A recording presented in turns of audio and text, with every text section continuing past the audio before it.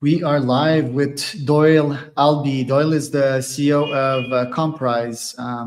Comprise is a PR agency. I would mention in Denver slash Rocky Mountain region. Doyle himself is a strategic PR and marketing leader, a reputation architect, driving impact through the Comprise way. We're gonna discuss about that today. It's not his first company, and I believe Doyle, you still run Get Canafax, right? And I think that weed has been legal in Colorado as long, or even before it's been legal in Canada, my native Canada. So, Doyle, welcome to the pod. Tell us a bit more about yourself and what you're up to nowadays. Perfect. Yeah, thanks for having me on. Um, we are, continuing to develop communication programs for what we like to call innovation-driven organizations. So we don't do a lot of work with restaurants or consumer packaged goods for the most part. We like to dive into things that are new and different and introducing people to things. Before we got on, we were talking about AI, and we've been working with AI clients since before the pandemic. And that's the kind of thing that really excites us is how do you look at a situation and do it differently, whether it's a small change or a large change, and how to move things forward. And that's really the bread and butter of our client base and the bread and butter of what we've done since our founding. And how do you fight against a force like Hollywood that is like deep into the psyche of most humans and introduce this concept of the Terminator AI? How would you do that? Let's say that you're working for a self-driving car company, right? Like, how do you bring their message to the markets? Because ultimately, this one is directly affecting citizens, right? And Right. these things are gonna be in the streets. Last week I had a guy, a robotics guy, he does these walking dogs, like these walking robotic dogs, like a Boston Dynamics that you've probably seen. And he told me that probably 1 out of 10 of these people seeing that dog, it is going to have a bad reaction to it. It's like, why would you need that robot dog? They're going to sort of start being hostile against it. One guy even tried to run over it with his car. Oh, wow. Yes, that's like society. So how that seems like a humongous challenge for a PR agency to take in its hands and try to change public opinion. Well, I'll give you an example. We worked with a company a few years back that it was an AI company, a voice AI company, and they built their own technology. And their voice assistant was named Holly, and Holly had just one job. She took orders at the drive-through, right? So you could go up to the drive-through and get your order in. And one of the first pushbacks we had, and we were doing some national work on Fox News with Stuart Varney, with the CEO, and we told him the first question is going to be, isn't this just a way to not pay people a living wage?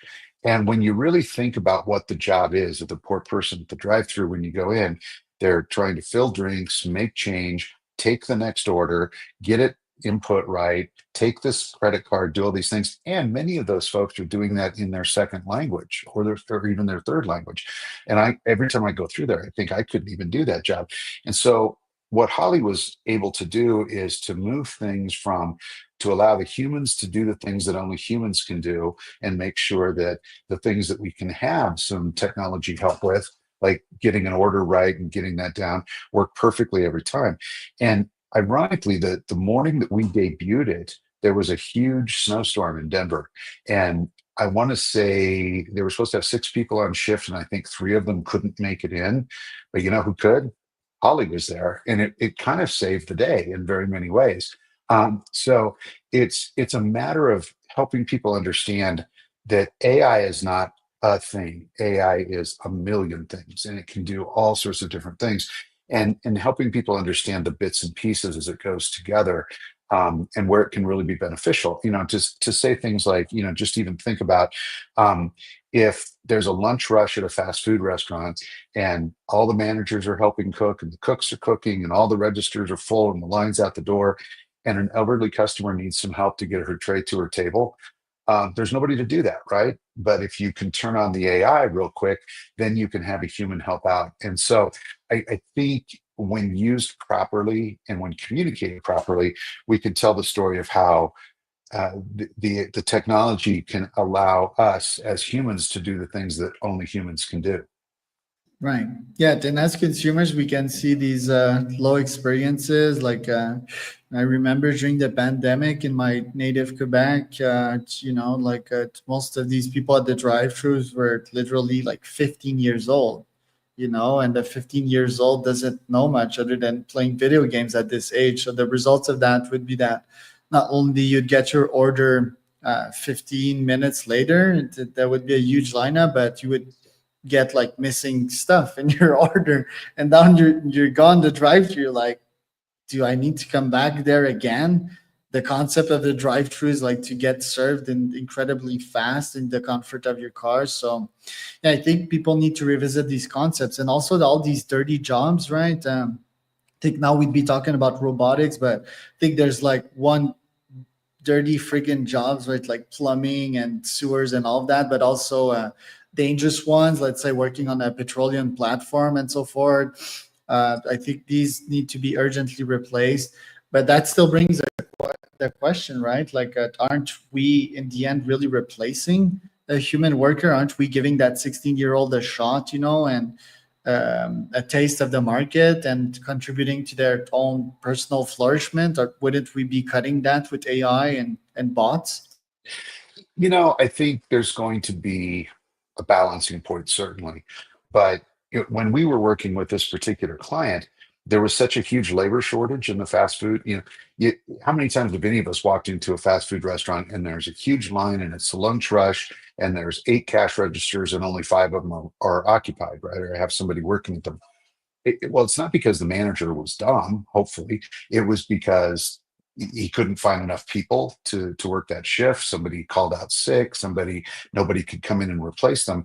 And so that's a situation where we're using AI to augment people, and again, to let people provide service that only people can provide.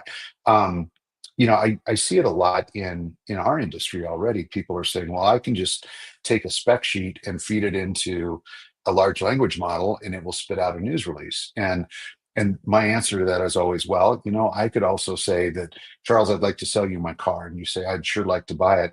And so neither one of us are attorneys, I assume. I know I'm not. And we go to a large language model and we say, write a contract. And you and I would look at it, not being attorneys, and we'd say, well, that looks pretty good. Let's do it. And then 3 months later, we get mad at each other over something. And real attorneys step in and say, guess what, guys, this isn't a very good contract. It's not going to protect either one of you. And so I think, we're at the stage now where understanding how to use these tools in your field of expertise is incredibly helpful.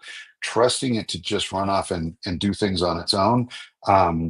It's not there yet. I'm not saying it's never going to get there, but Marketplace Tech did a really interesting piece yesterday about a new trend in coding where people are not actually trained coders. They're just interacting with a large language model and it's writing the code for them. It's great if you know when it hallucinates and puts a bad piece of code in there or something's not secure.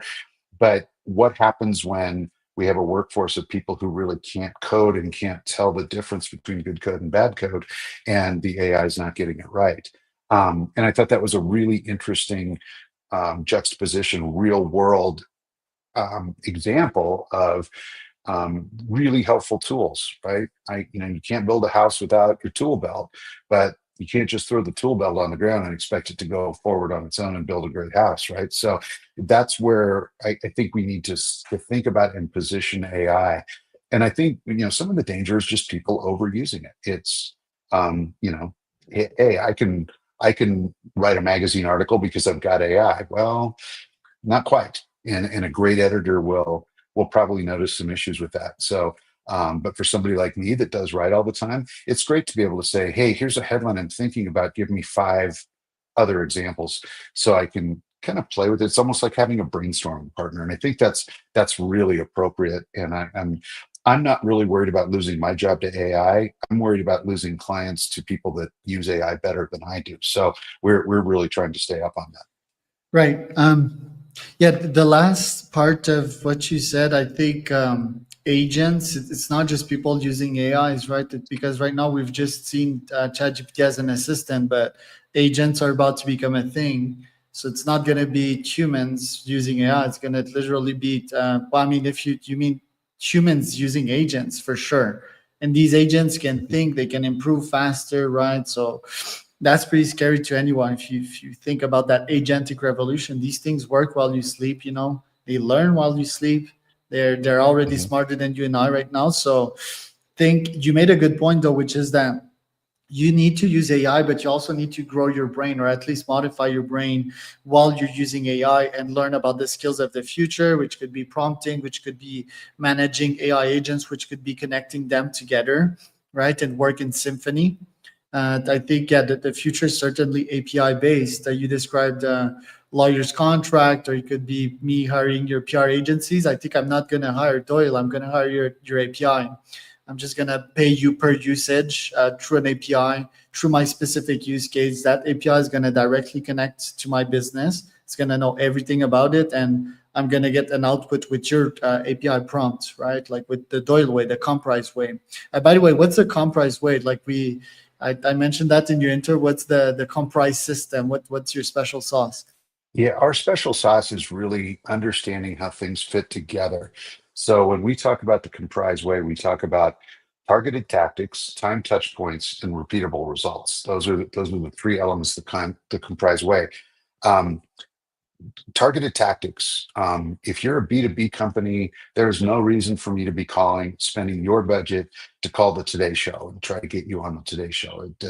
It's not going to necessarily move your business forward. It's going to take a lot of budget. And let's face facts, depending on what you do, if you're selling to only accountants, a large swath of the audience that you've worked so hard to get on doesn't care about what it is that you do. So let's get into accounting today, and let's get into things that are truly targeted. Time touch points. When do we reach out and talk? When is there a time that makes sense? Is it tax time if we're going to stay on the accounting thing? Is it time to plan for taxes at the end of the year? Can you think of ways that make your story relevant? It's not just, hey, I'm a great accountant, you should talk to me. It's, I have something that is timely, that, it can feed into a conversation that's already happening, and then repeatable results. We just believe that once you establish yourself as an expert, we call it the authority acceleration process, then people will come back to you and say, I need to talk to an accountant. And gosh, Charles was a really smart one. Let's call him back again and again. And that's really the way it works. I get calls frequently that say, "Hey, let's you and I do a press release together, and if it gets a lot of good pickup, maybe I'll hire your agency." And I just push back and say that's not how it works. There's a lot of research that needs to be done. We need to understand your industry, and just because you think something is a press release would be the right tactic, again, targeted tactics, it may or may not be. There might be a better way to do that. So it's kind of like, in the early days of Facebook, it's like, hey, do you guys do Facebook? Well, yeah, we do. We can also buy you a billboard on the highway. Tell me what it is you need to do, and we'll do the planning and give you the best tactics to get the right results. Right. So I guess it's like evaluating market sentiment, right? What are people saying about what you're doing, or your keywords, or your cause, or your mission, or your product, for example? That's one.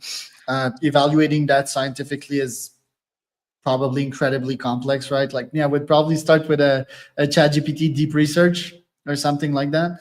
Um, I would get the data, and then I would A/B test a message directly onto the market, like 10 variants of it, right? Or 10 campaigns. And then I would evaluate which one would work best. And I would probably double, triple down on that message. Is that a fair assessment or a good-ish PR strategy?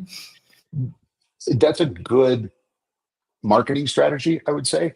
Um, PR moves much more quickly than that. I'll give you another great example. Because We you were can't working really with test PR, right? Like if you fuck up at one level, like you may even worsen the case. Or Yeah, as we say, you can't unring the bell, right?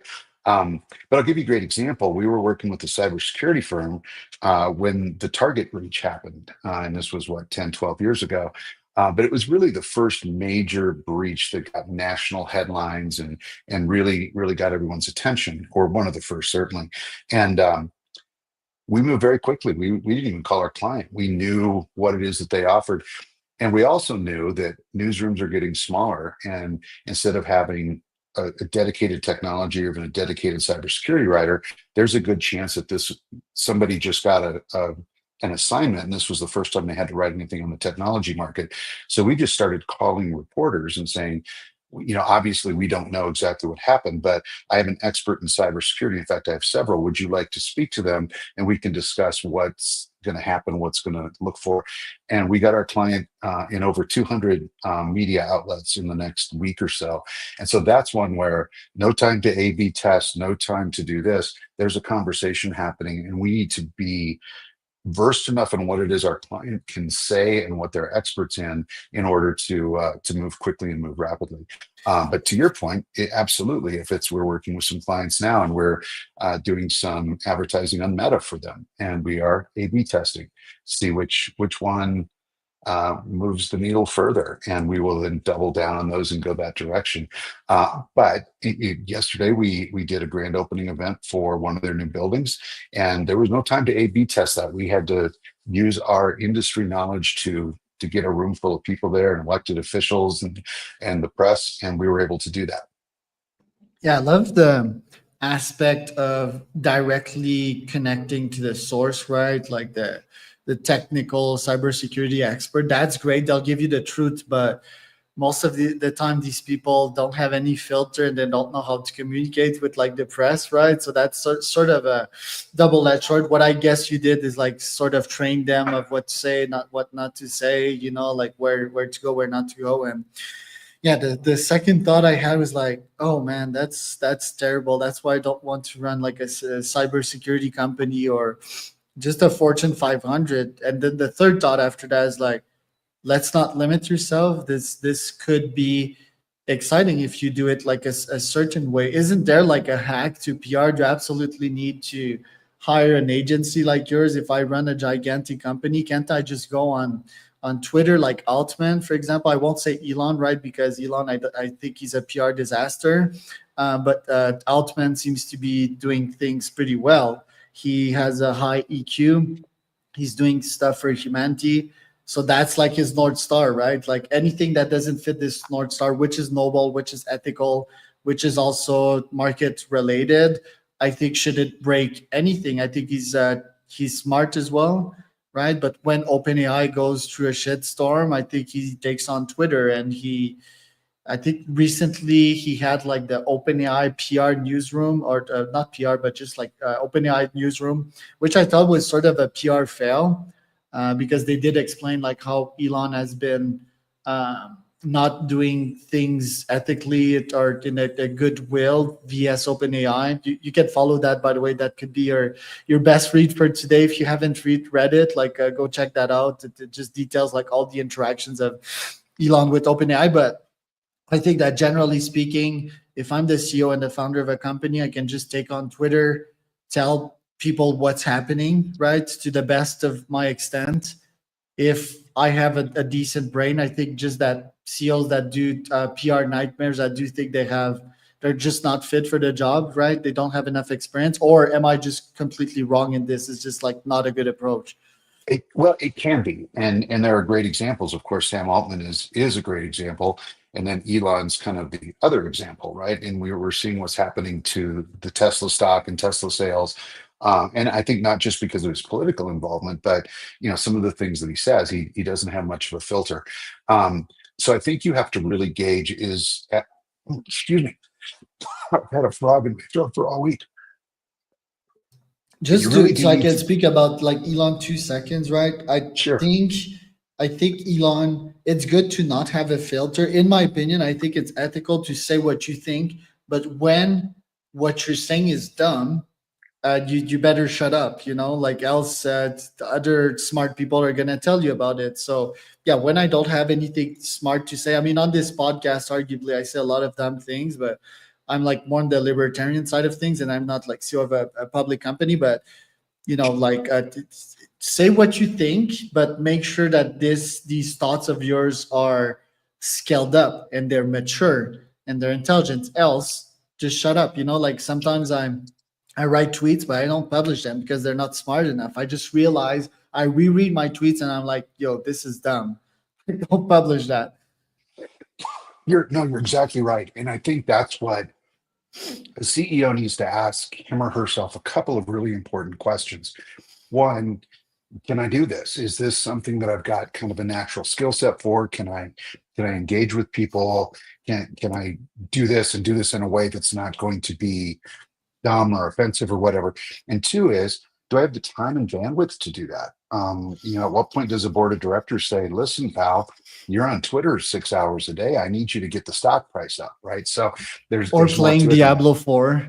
Yeah, exactly, exactly. So it's so I think you've got to ask yourself all those questions. And let's not forget too, while Sam Altman's doing a great job here, there's an entire machine, not no pun intended on AI, but I guarantee you he has PR folks and that are doing some of the blocking and tackling that happens. Not everybody gets to just pick up the phone and talk to Sam, right? So you've got a lot of other things going on to supplement and bolster that relationship. Right. And in Sam's case, I'm pretty sure that he has a GPT, right? Like a PR GPT of some kind. He feeds it his thoughts, and it just, he can just asks it, hey, complete me there. My flaws, what can hurt my company, my reputation, and all of that. Just rewrite this tweet into a more decent language. That's why I sort of love GPTs. They're an extension of you. They know your weaknesses, and they can maximize your outcomes, because most of humans, they do have goals in life, but ironically they're sort of self-sabotaging these goals because of who they are and because they're not growing fast enough, right? So what do you think of having like a PR GPT to assist you with that? I use it all the time. And what's great about it is you're exactly right. It's like a brainstorming partner. We can bounce off of each other. And I think that works really, really well. And it can be very dangerous. And I'll give you a great example. My wife is a psychotherapist, and people are experimenting with AI psychotherapy as a supplement to other kinds of therapy. And there have been some well-publicized instances where, in an effort to be empathetic, the AI bot has said to people, yeah, maybe it's not such a bad idea to go kill yourself, right? Not what we want to have happen. So I think, and again, with a human in the loop, if my wife was using a large language model to get some ideas to help somebody, and it came back with, well, and you could also go tell them, go kill themselves, she's going to filter that. I'm going to filter the PR. Sam's going to filter what's harmful to the company. And so I think it's really important that it is you know, my car is great, but it can't drive itself. I've got to get in and do it, with that technology. And I think that's where we are in very many ways with so much of AI these days. Right. Yeah, the killing himself instance, I mean, I think it's a diminishing returns decision. Like as time goes, like especially if you can get psychological help, I think with people with mental diseases, depression, as time goes, it becomes more and more feasible to cure it, right? And even psychedelics, and there's a lot of research of like trying to improve that, and PTSD as well. So yeah, sort of a diminishing return decision, right? But think yeah, there's interesting point why the AI said that. Maybe it challenged a person just to be like, hey, why don't you do it? And then they don't do it, and because they're scared and they understand. But yeah, sort of sensitive topic. And I do have a psychotherapist GPT myself. Obviously I don't have like real big mental problems, but it's super helpful as a CEO and a founder. And I think it can be there at any time of my day vs my psychotherapist that might be not, and that charges me $300 an hour. Right. So I think there's a use case for that. It's going to improve. I think a lot of people think this is creepy.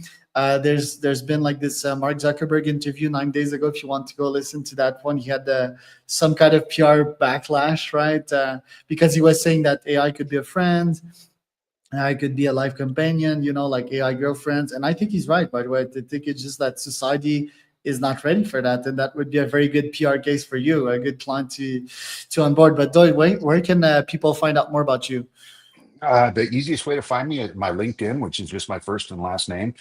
There's not very many of me, so it's easy to find. Or comprise.agency is our website, and you can learn more about the clients we work with and the things that we do. So that was